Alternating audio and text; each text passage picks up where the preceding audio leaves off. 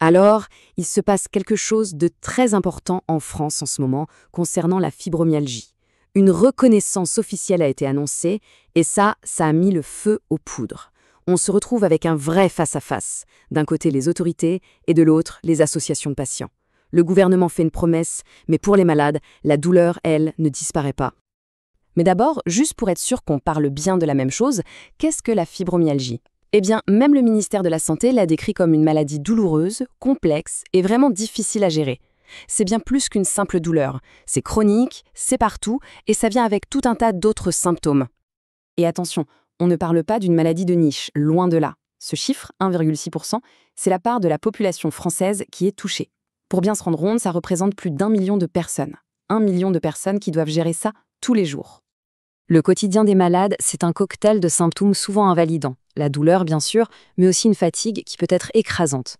Et ce fameux brouillard fibromyalgique, qui peut transformer la moindre tâche simple en véritable défi. Ça impacte absolument tous les aspects de la vie. Et puis, voilà qu'après des années et des années d'attente, quelque chose bouge. En juillet 2025, la Haute Autorité de Santé, la fameuse HAS, publie ses toutes premières recommandations sur la fibromyalgie. C'est un moment que beaucoup de gens espéraient. On peut voir ça comme un moment décisif. Pourquoi? Parce que c'est la reconnaissance technique, officielle, de la maladie. Ça vient valider ce que la science, via l'INSERM, disait déjà depuis 2020. En gros, la maladie sort enfin de l'ombre sur le plan clinique. Forcément, qui dit reconnaissance dit réaction du gouvernement. Un plan d'action est présenté avec l'idée de construire une stratégie autour de 4 grands piliers. L'objectif affiché, c'est d'améliorer la prise en charge des patients. Voyons un peu ce qu'il y a dedans. Alors, ce plan, il s'articule comment? Eh bien, il y a 4 fronts. L'information, pour les patients comme pour les médecins, le diagnostic pour qu'il soit plus rapide, la structure des soins pour qu'elle soit mieux organisée partout, et enfin, la recherche.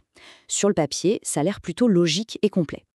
Et il faut le dire, des efforts ont déjà été faits, notamment sur l'organisation des soins. Regardez, entre 2017 et 2023, on a vu une augmentation de 11% du nombre de centres spécialisés dans la douleur chronique. L'idée, c'est clair, c'est de renforcer ce maillage sur le territoire. Bon, alors, on a des recommandations officielles, un plan du gouvernement. C'est bon, le problème est réglé, on est d'accord? Eh bien, pas du tout, si on écoute les principales associations de patients. Leur réponse a été immédiate, et c'est un non catégorique. Pas question pour elles de valider ces mesures. Le cœur de leur critique, c'est ça. Oui, il y a bien un cadre technique qui a été posé. Mais pour elles, c'est un cadre qui est, je cite, vide de substance. Une coquille vide, en quelque sorte. Et là, les associations tapent là où ça fait mal. Elles pointent des manques énormes. Pas de parcours de soins national. Et surtout, le nerf de la guerre, pas de prise en charge financière garantie via le statut ALD, l'affection de longue durée. Et puis, c'est bien beau de recommander l'activité physique, mais sans financement pour que ce soit accessible à tous, eh bien, ça reste une belle idée sur le papier. Du coup, que veulent les patients, concrètement?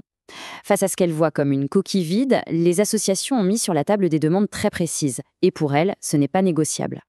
C'est ici qu'on voit vraiment le fossé. D'un côté, le rapport officiel, qui reconnaît les symptômes et suggère des thérapies. Et de l'autre, les patients, qui exigent des droits. Une prise en charge financière, un parcours de soins qui a les moyens de fonctionner, un vrai soutien social. On n'est plus dans la recommandation, on est dans la revendication pure et simple. Voilà leur feuille de route, en 5 points très clairs. Ça va bien au-delà de la simple reconnaissance. Ce qu'elles demandent, ce sont des systèmes d'aide financés, structurés et surtout inscrits dans la loi.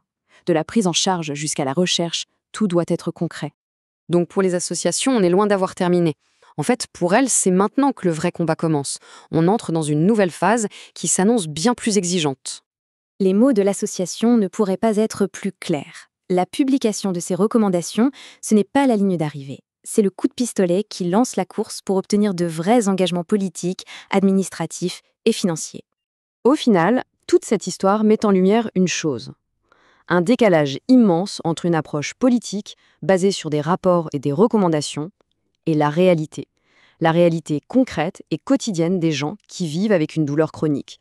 Et ça nous laisse avec cette question, une question cruciale pour l'avenir de la prise en charge de la fibromyalgie en France et sûrement ailleurs. Les politiques ont parlé, c'est un fait, mais est-ce que quelqu'un écoute vraiment la douleur ?